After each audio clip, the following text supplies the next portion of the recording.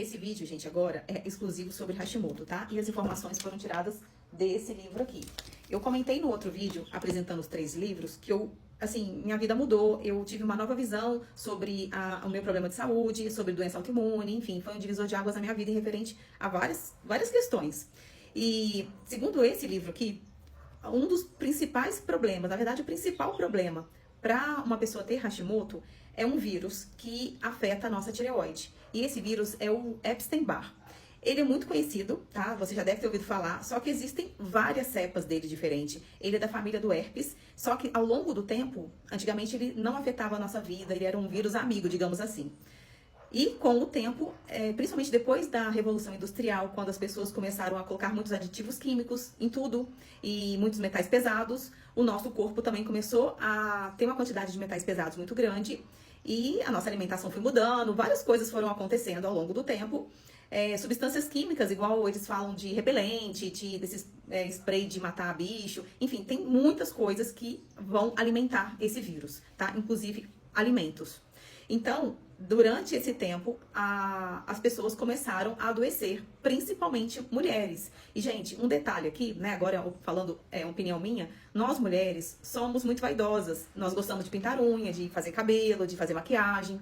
E a quantidade de produtos químicos que nós colocamos no nosso corpo é gigantesca, é infinitamente maior do que um homem. Então, se você parar para analisar, desde a hora que a gente acorda, a quantidade de coisas que nós fazemos e que às vezes a gente não tem a mínima noção. A gente escova o dente, a gente bebe uma água, a gente toma um café, passa um hidratante, shampoo. Tudo isso tem, hoje em dia, a maioria dos produtos, muitas toxinas para o nosso organismo. E o nosso corpo trabalha o tempo inteiro tentando destoxificar. E é importante a gente estar sempre estudando para poder ajudar o nosso corpo a não absorver tanta química e também ajudar ele a soltar. Porque coloca na balança a quantidade de coisa que a gente coloca e o quanto que o nosso corpo está querendo soltar. Ele não está conseguindo mais fazer esse trabalho. Então, a gente tem que ter o entendimento para poder escolher os produtos. Não é ficar bitolado. Às vezes o pessoal fala, você é muito bitolada. Gente, eu faço escolhas, eu leio o rótulo, eu vou buscar informação. E isso faz toda a diferença na nossa vida e na nossa saúde. Mas isso é uma opinião minha, tá?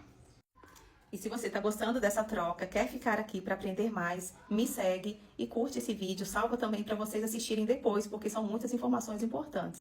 Então, voltando aqui para o livro, como que nós pegamos esse vírus? Então, são infinitas possibilidades, tá? E assim, provavelmente todos nós temos. Então, mofo, restaurações dentárias, à base de mercúrio, principalmente, mercúrio em outras formas, carência de zinco, pesticidas, herbicidas, inseticidas, questões emocionais como luto, enfim, carência de vitamina B12, cuidar de uma pessoa que está doente, às vezes ela está com um vírus muito latente. Então, são infinitas formas aí, até picada e ferroada de inseto. Então, provavelmente todos nós temos. Então, vou ler uma parte aqui importante também para vocês. Meu livro está todo grifado. Subproduto viral. Enquanto consome seus alimentos preferidos, como metais pesados tóxicos, excesso de adrenalina e até mesmo ovos, tô falando assim, o vírus, tá, gente? Ele se alimenta desses componentes dentro do nosso corpo e quando ele excreta os resíduos tóxicos, que seria o número 2 do vírus, ele vai trazer muitos problemas para a nossa saúde. Quanto mais células virais se desenvolvem, mais subprodutos excretam e mais problemas causam, como comprometer o funcionamento da válvula mitral e provocar palpitações cardíacas. Então, assim, eu vou entrar aqui para falar para vocês sobre alimentos, mas o vírus, ele começa a se alimentar de tudo que é toxina no nosso corpo. Por isso que é importante que a gente consiga e aprenda a fazer esses detox, tá? Não comer tanto, não colocar tanto para dentro, né, toxinas, através de alimentação, através de produtos que a gente utiliza no nosso corpo. Então, gente, é uma visão totalmente diferente para começarmos a refletir, né? Às vezes o pessoal fica falando que igual eu comentei aqui, que eu fico bitolada, mas eu não quero passar minha vida numa cadeira toda zoada daqui a uns anos. Então, se eu não fizer agora, daqui a um tempo, eu não vou ter mais o que fazer. Eu não vou ter nem forças, porque a gente que tem Hashimoto, a gente perde as forças, a gente esquece as coisas.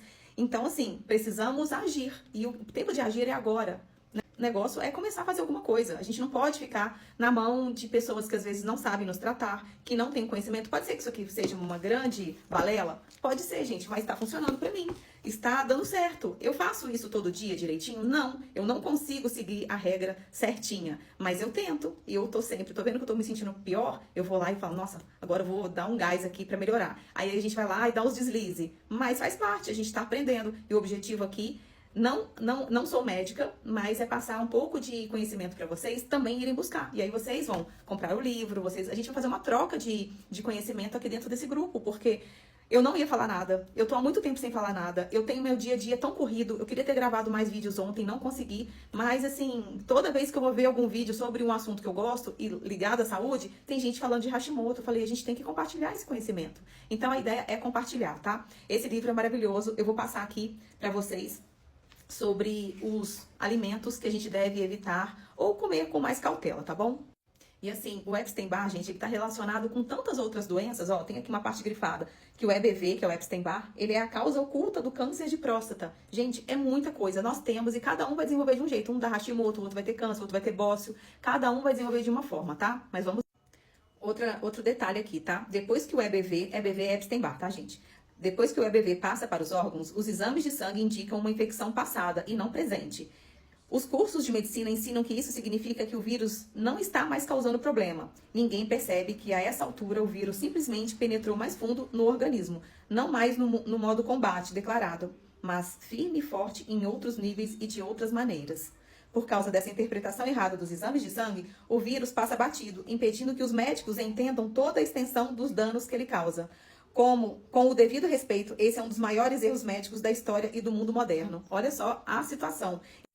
Quantas pessoas já tiveram uma dor de cabeça, uma coisa mais simples, que é usual, dor de cabeça, um enjoo, passou mal de alguma coisa, ou um filho teve algum problema, foi para o hospital e ninguém tem uma resposta. A minha mãe esteve internada agora há pouco tempo, ficou 41 dias no hospital e ninguém até hoje sabe direito o que aconteceu com ela. Então, assim, a medicina não tem resposta para tudo. Precisamos... na verdade, seguir a nossa intuição. Se é a sua intuição estudar, seguir um plano diferente que o seu médico está passando, eu acho que ele precisa saber, né? Eu acho que coisas básicas como trocar os alimentos, evitar toxinas, essas coisas não vão interferir no seu tratamento assim tão fortemente, né? Mas não tô falando aqui pra ninguém tirar medicamento, tá, gente? Pelo amor de Deus, eu estou falando de você pegar uma visão e colocá-la na sua vida, mas que vai te trazer uma vida mais saudável e que não vai interferir no seu tratamento. Agora, o tratamento que você faz com o seu médico vai ser pra você discutir com ele, né? Eu não tô interferindo nisso, mas eu tô abrindo aqui um campo pra vocês que pra mim foi muito chocante e que também foi libertador, porque eu falei, nossa, agora eu sei o que eu posso fazer. E eu comecei a estudar, me observar, o que pra mim tá fazendo mal, o que tá fazendo bem, o que tira minha energia, o que me dá mais energia e disposição. Então eu comecei a colocar na balança, porque nós somos diferentes. O que vai fazer bem pra mim pode não fazer bem pra você. Somos seres únicos e diferentes, então temos que levar tudo em consideração, tá? Então, resumindo aqui, o que o vírus se alimenta? Toxina, gente. Todo tipo de toxina, metais pesados, enfim, todos os lixos o tal do vírus gosta.